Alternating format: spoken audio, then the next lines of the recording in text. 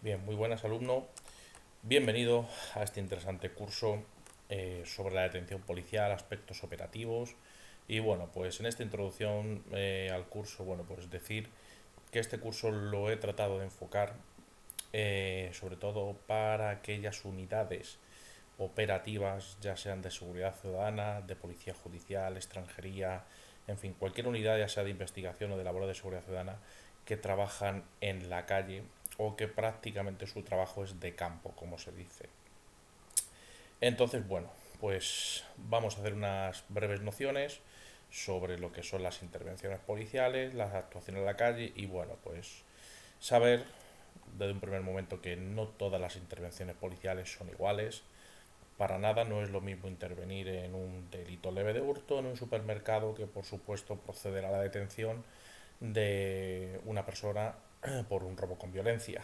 No es lo mismo unos malos tratos que pongamos una estafa. Entonces, bueno, pues a partir de ahí debemos de tener claro que la labor policial debe de ser flexible y debe de, por supuesto, adaptarse a cualquier circunstancia y a cualquier detención. Fundamental este segundo punto, en el que no hay nunca dos intervenciones policiales idénticas. Nos habremos hartado a hacer delitos leves de hurto en supermercados, en el Mercadona, en el Carrefour, y nunca, nunca, nunca nos vamos a encontrar dos intervenciones policiales idénticas. Iremos a muchísimas llamadas de delitos de violencia de género. No van a ser nunca idénticas ninguna.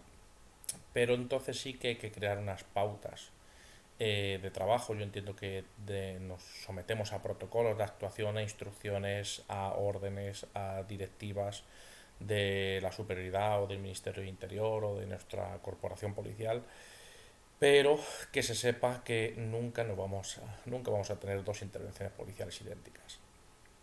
Luego es obvio que dependiendo de cada tipo delictivo, pues bueno, la actuación debe de ser especializada. Es decir, si vamos a proceder a la detención de una persona a la que estamos imputando o investigando, como se dice ahora, un homicidio, un asesinato, está claro que se debe de especializar esa detención.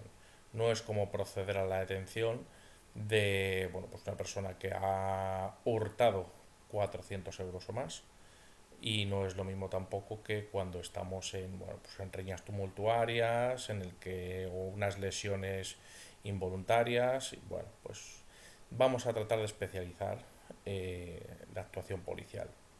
Bueno, hay que tener presente sobre todo el núcleo del tipo delictivo. Es un curso en el que también vamos a repasar derecho penal, pero vamos a repasar el núcleo del tipo delictivo, que es, digamos, la parte más importante, que es la acción del sujeto activo, por la cual las autoridades policiales que intervienen deben de conocer y se debe de saber para proceder a la detención o no.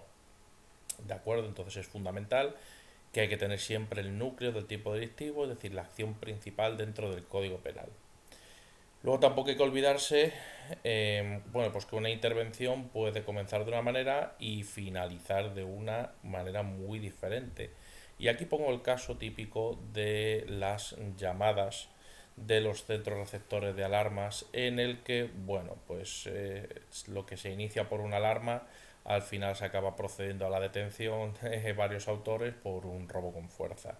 Es decir, algo que pudiera ser un control rutinario, igual que los controles tipo filtro, los controles de alcoholemia, en el que, bueno, pues uno empieza a hacer una labor de alcoholemia y al final acaba uno, pues a lo mejor interviniendo droga, interviniendo armas y a saber cómo. Entonces, bueno, nunca hay que olvidarse que siempre tenemos que estar preparados para cualquier intervención. Nunca hay que ir confiados a un requerimiento de la sala operativa.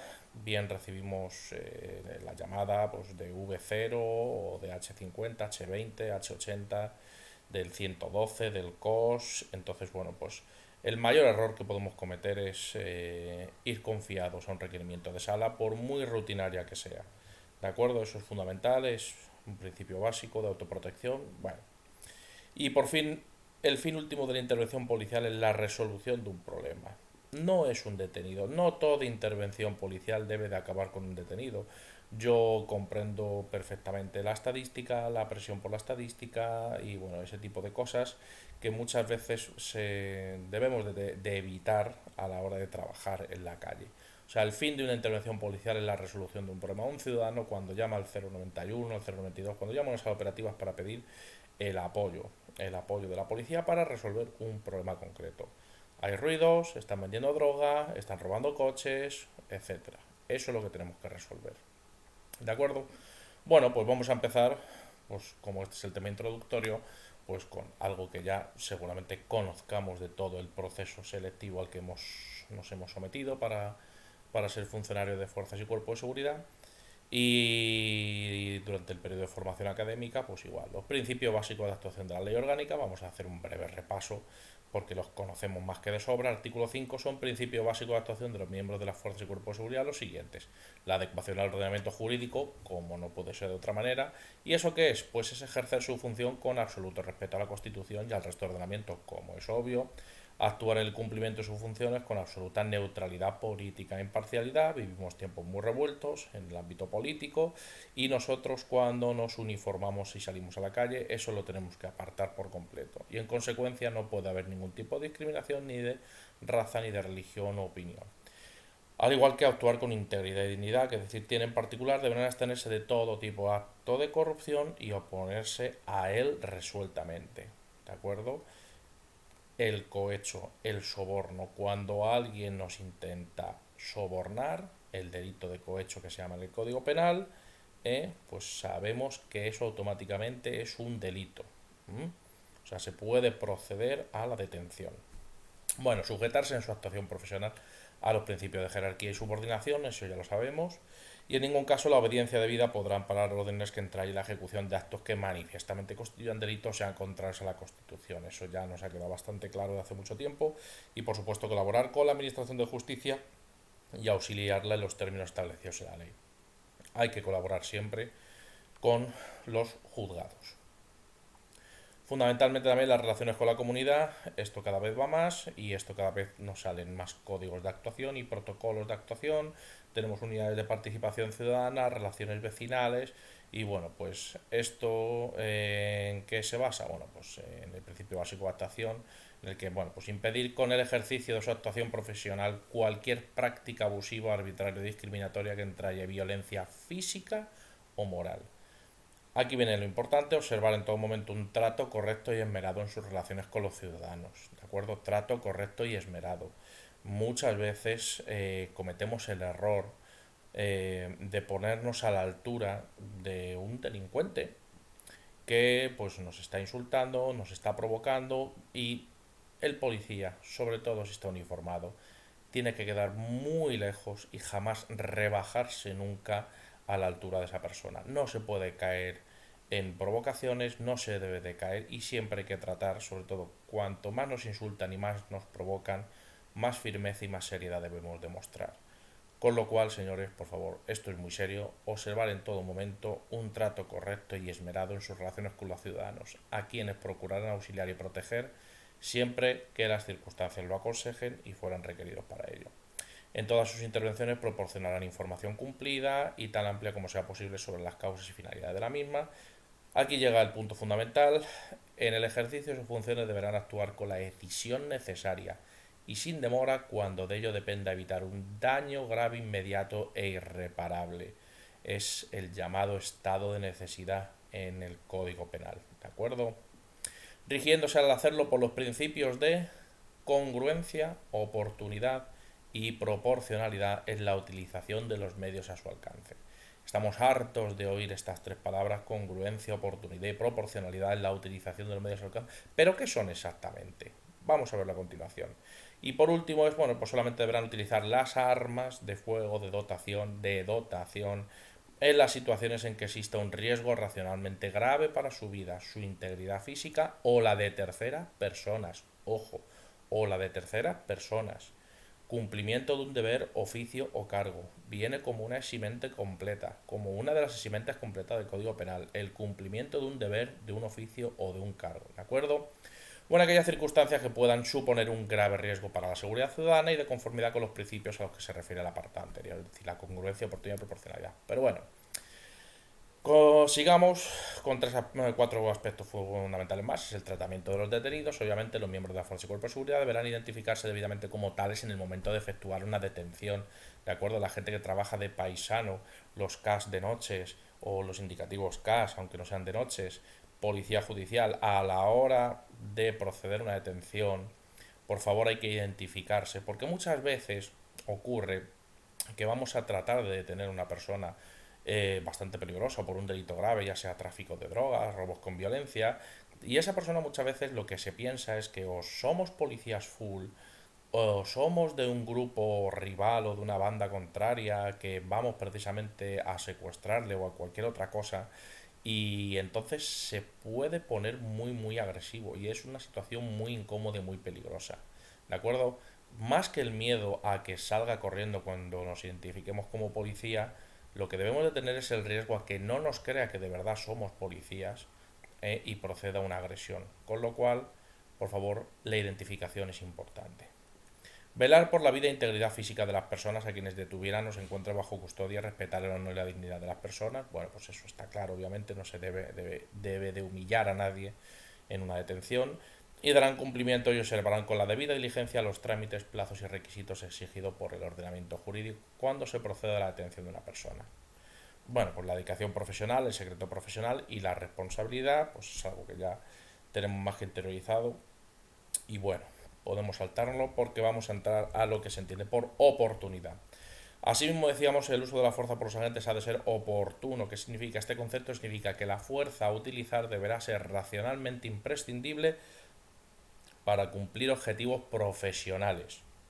Es decir, tendrá que valorar si se disponen de otros medios para cumplirlos. Por ejemplo, contar con técnicas de comunicación estratégica como el llamado judo verbal.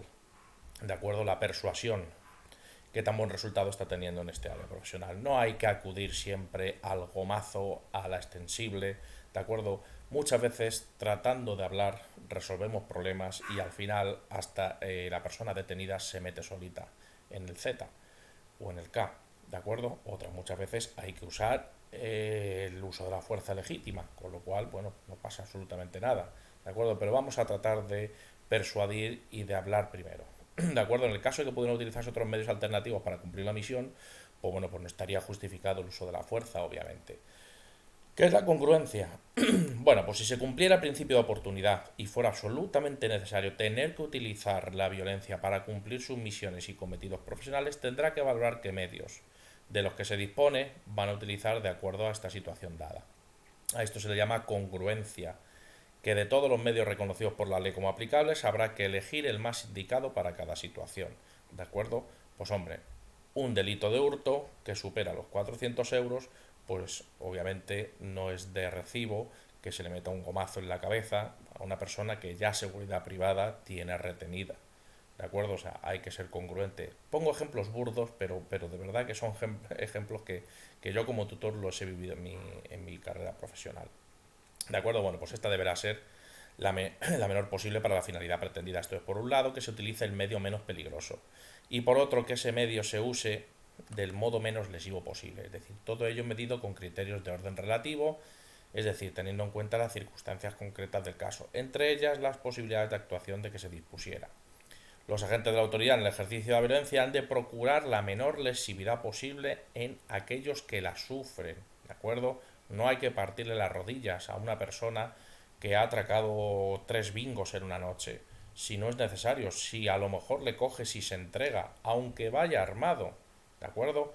Lo que hay que adoptar son las medidas de autoprotección, ¿de acuerdo? Y ser contundentes en la detención si finalmente no colabora, obviamente. Y para eso, si finalmente no colabora, ¿a dónde nos vamos? A la proporcionalidad, ¿de acuerdo? Aquí están oportunidad, congruencia y proporcionalidad. ¿Qué es la proporcionalidad? Bueno, pues cumplido lo anterior, la gente deberá ponderar los bienes jurídicos en juego, lo que es lo mismo el bien jurídico que protege y el bien jurídico que va a lesionar, que suele ser la libertad, obviamente, ya que la fuerza y la violencia a ejercer han de resultar proporcionales a la gravedad del supuesto concreto que se trate, ¿de acuerdo? Este principio, constantemente recogido por nuestra legislación, consiste en la debida consonancia entre la exigencia del deber y la protección de los derechos del presunto delincuente. Entonces aquí estaríamos hablando de la intensidad en cómo se utiliza la fuerza, ¿de acuerdo? Tampoco hay que pegar un tiro a una persona que sale huyendo, obviamente, ni tampoco a lo mejor hay que encañonar a una persona que ha cometido una estafa, que va con traje y corbata y se dedica a hacer las estafas del hombre del gas, ¿de acuerdo? Ese es el uso proporcional de la fuerza. Pero una persona que nos acomete, que nos trata de atropellar, por ejemplo, en la huida de un vehículo, o que simplemente nos golpea porque se quiere zafar de la detención policial, obviamente habrá que utilizar proporcionalmente la fuerza. Y si ahí pues disponemos, ahora están tratando de generalizar el uso de las pistolas eléctricas, del taser, y pues habrá que utilizarlo, al igual que habrá que utilizar pues la defensa, como habrá que utilizar el arma llegado el momento, ¿de acuerdo? Ese es el uso proporcional, ¿de acuerdo?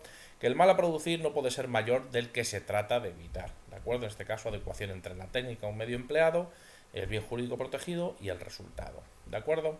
Y siguiendo estos pasos, pues por fin se cumplirá el principio de la menor lesividad posible, pues la violencia utilizada habrá sido proporcionada en relación con la situación que originó las intervenciones, ¿de acuerdo? Aquí el caso de guardias civiles o policías. Hay que tener en cuenta que en muchas ocasiones la levedad del caso a veces justifica la no intervención o impide la utilización de un determinado medio demasiado peligroso cuando se carece de otro de inferior lesividad o este aparece como ineficaz. De aquí la importancia que los agentes cuenten con medios alternativos para un uso graduado de la fuerza. Es decir, las situaciones que afrontan los profesionales de las fuerzas y cuerpos de seguridad nunca son teóricos ni de despacho, sino que son hechos reales, concretos y variados y complejos. ¿De acuerdo? Bueno, pues aquí estamos en los principios básicos de actuación, es decir, que los gobiernos y organismos encargados de hacer cumplir la ley adoptaron y aplicaron normas y reglamentos sobre el empleo de la fuerza. Es decir, aquí nos han dicho cuándo y cómo debemos de utilizar la fuerza y las armas de fuego. De acuerdo, se establecen métodos de actuación y se dotó a los funcionarios de distintos tipos de armas y de munición, de manera que pudieran hacer un uso diferente de la fuerza y de las armas de fuego. Entonces, lo que se busca más que ocasionar lesiones o muertes, pues sobre todo es, bueno, pues eso, un método para evitar males mayores. Igualmente se determinó que los funcionarios policiales contrataban con un equipo autoprotector, escudos, cascos, chalecos y medio de transporte, pero desde entonces los funcionarios policiales deben utilizar en la medida posible medios no violentos antes que recurrir al empleo de la fuerza y las armas de fuego.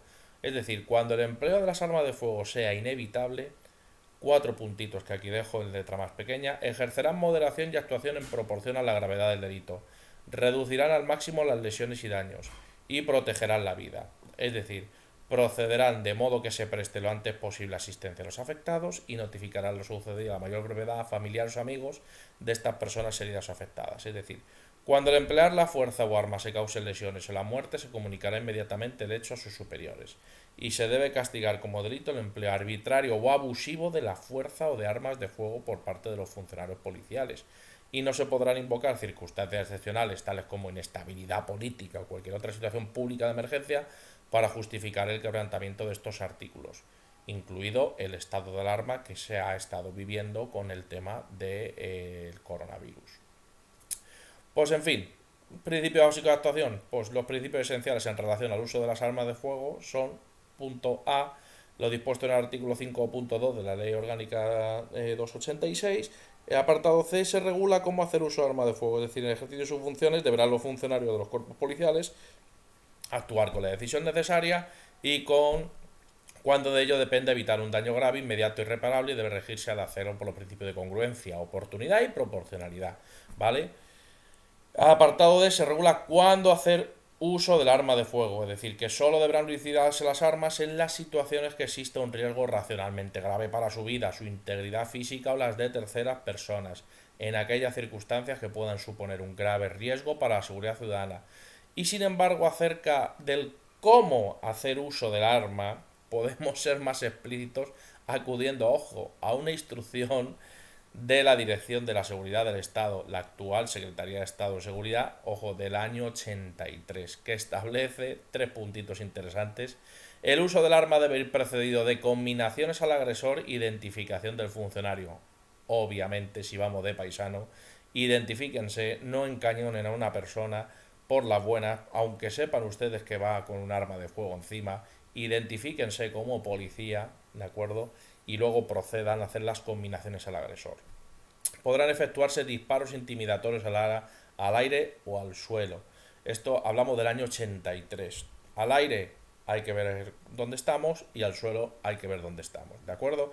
Teniendo la certeza de que con tales disparos por el lugar donde se realizan no puedan lesionarse otras personas, ¿de acuerdo? En cualquier caso no podemos olvidar que la labor policial desarrollada prioritariamente en núcleos urbanos elimina prácticamente esta posibilidad, ¿de acuerdo?